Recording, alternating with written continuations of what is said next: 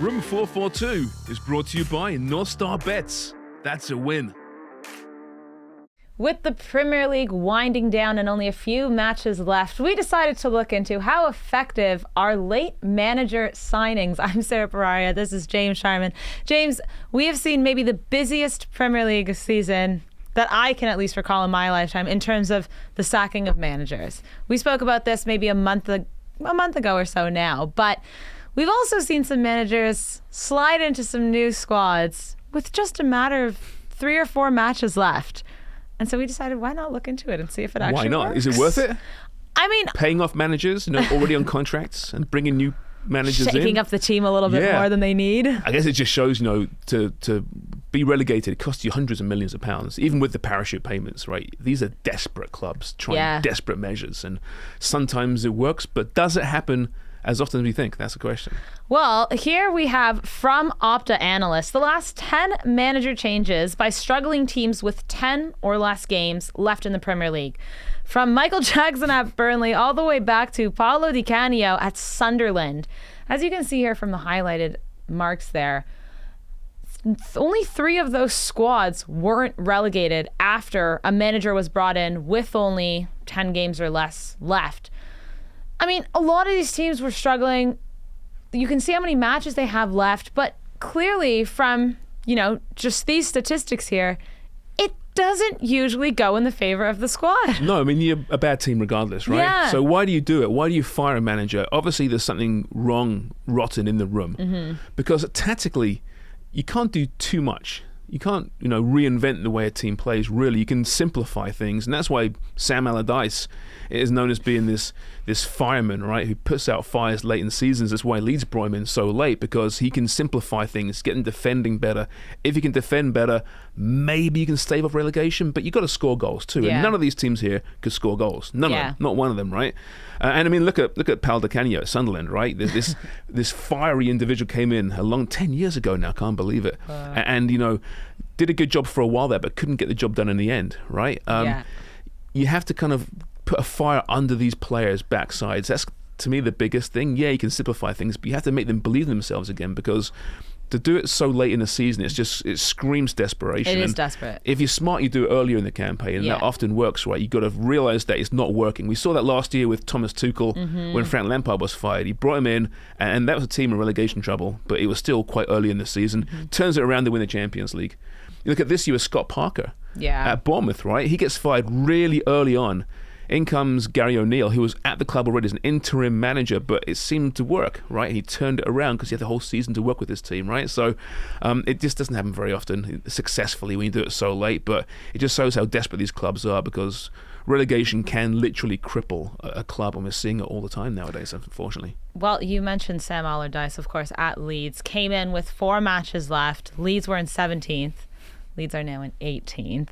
Sam Allardyce, remember, compared himself to Guardiola and Arteta, of course. So here's how the table looks as we speak. Leeds in 18th, so they've gone down a position in the table. Leicester, of course, losing 3-0 to Liverpool just on Monday at home at the King Power. I mean, Leicester, I don't think there's any hope for them at this point. They're shocking. And they have to, just as a reminder, go and play Newcastle at St. James's next week, and then West Ham. I think I can confirm that Leicester, will not be in the Premier League next Very week. close. Yeah, they're not going to beat Newcastle, that's for sure. West Ham, last game of the season. Perhaps I think the Hammers are safe right now, but there's so much happening above them as well. Exactly. I think the teams are fighting to avoid one spot. Because I'm with you. I think Leicester are going down. That's incredible, isn't it? I know Albert Vertanian said before the season they're going down. I can't believe he was right. He saw it from almost a year away. He was able to pinpoint that. I have not a clue. I'm looking at the squad yesterday against Liverpool. It's not a bad starting 11, right? You got Jamie Vardy, you got Yuri Tillemans in there, you got James Maddison in there. They're all going to go. Indeed, they're all going to go. Yeah, they have to. But the mix isn't right. It's toxic for whatever reason. Brendan Rodgers was a really good manager. Sacked. Yeah. They didn't invest in the squad in the off season. That's part of it, I suppose. But to be one of the 3 worst teams in the Premier League, that stuns me with Leicester. Well, that's another actually good comparison, is that Leicester sacked Brendan Rodgers and they're still falling and falling. So I have to, guys, give you notice that it is from the weekend before. So May 9th was the last game, so it didn't include the games that have just passed. But there are, Southampton, we obviously know have gone down, as you can see, but Leeds, their chances went up by 17% to get relegated. Leicester went up 39, and now, of course, they have to factor in that loss to Liverpool, so that's probably skyrocketed even more. And then you have Forest, of course, who have drawn Chelsea, and then Everton losing to City. But Everton, they're only 1 point ahead in the table. It's really going to be between Leeds and Everton, I think. But yeah, and Everton fired their manager, right? Yeah. In Frank Lampard. Another one. And they're bringing Sean Dyche, who hasn't really had the Dyche. same effect. I mean, they are harder to beat now than they were before. There's more steel there, but they're still very much in the same kind of position they were when they signed Sean Dyche, right? So it isn't that easy. And he's a really good manager. Yeah. But had to really reinvent the way the team played with not many games left, right? You look at Forest with Steve Cooper here. They kept with Steve Cooper. They could have fired him, but they brought in literally a brand new squad in from the promotions. Literally 28 players came in. Yeah. That's crazy, right? But they're stuck with him saying, we know he gave you a tough hand here. We'll give you time. They might hang on.